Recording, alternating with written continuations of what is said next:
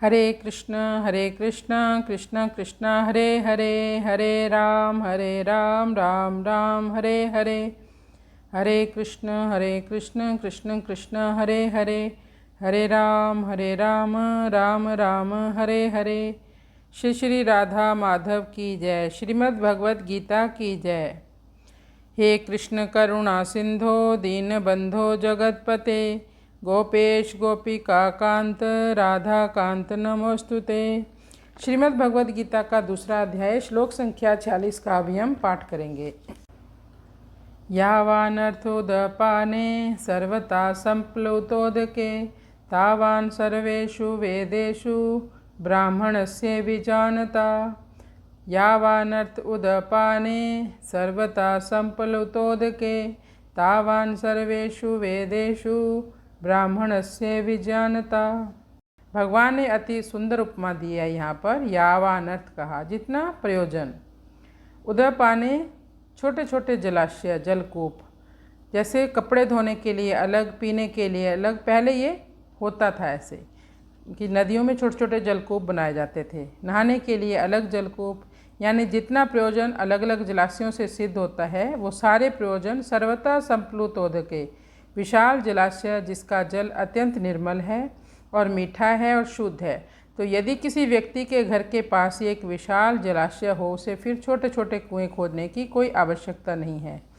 तो भगवान यहाँ कहते हैं तावान सर्वेषु वेदेषु, समस्त वेदों का जो प्रयोजन है, मानो किसी के मन में इच्छा है धर्म अर्थ काम मोक्ष पाने की और या किसी और वस्तु की, यानी कर्म कांड के लाभ प्राप्त करने की, तो व्यक्ति यदि ब्राह्मणस्य विज्ञानता, परब्रह्म को जानने वाला, जिसने भगवान के प्रति शरणागति ले ली है, उसे सभी प्रकार के लाभ अपने आप मिल जाते हैं। भगवान के प्रति शरणागत भक्त के यज्ञ दान अनुष्ठान अलग अलग से करने की उसको कोई ज़रूरत नहीं होती। केवल श्री कृष्ण के शरण लेने से छोटे छोटे जो देवता की पूजा है उसका जो फल मिलता है देवताओं की पूजा करने का, वो भगवान हरि की शरण में जाने से वो सब फल प्राप्त हो जाते हैं। कहते भी हैं कि पेड़ की जड़ में ही आप जल डाल दो तो पूरे पत्ते शाखाओं टहनियों को जल चला जाएगा। तो इसी तरह हमें श्री हरि की शरण में ही जाना चाहिए, तो फिर हमें पत्ते टहनियाँ वगैरह उनको सींचने की अलग से ज़रूरत नहीं पड़ेगी। इसका अनुवाद करते हैं, जिस प्रकार एक छोटे से जलाशय के द्वारा जितना प्रयोजन सिद्ध होता है, उतना प्रयोजन एक बड़े जलाशय के द्वारा यानी जलकूप के द्वारा अनायासी सिद्ध हो जाता है। उसी प्रकार वेदों में वर्णित अलग अलग देवताओं की पूजा से जो भी फल प्राप्त होते हैं, वे सारे फल वेदों का आंतरिक तात्पर्य जानने वाले भगवत भक्ति परायण को अनायासी यानी बिना ज़्यादा प्रयास के प्राप्त हो जाते हैं। व्यक्ति को केवल भगवान की भक्ति करनी चाहिए, परम पुरुष की भक्ति करनी चाहिए। वेदों का भी उद्देश्य यही है कि श्री कृष्ण को जानना।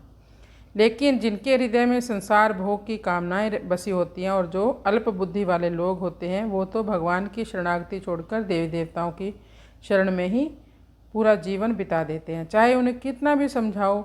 भगवत गीता में तो स्पष्ट बताया गया है कि देवी देवताओं की पूजा का फल नाशवान होता है। तो हमें प्रभु की शरण में ही जाना चाहिए। इसका हम भाव जानेंगे। सांसारिक भोगों का अंत नहीं है, अनंत ब्रह्मांड है और उनमें अनंत तरह के भोग विलास की सामग्रियाँ हैं, परंतु उनका त्याग कर दें, उनसे असंग हो जाएं तो उनका अंत हो जाएगा।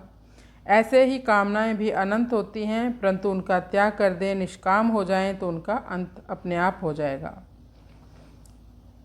तो कृष्णाय वासुदेवाय हरये परमात्मने प्रणतक्लेशनाशाय गोविंदाय नमो नमः।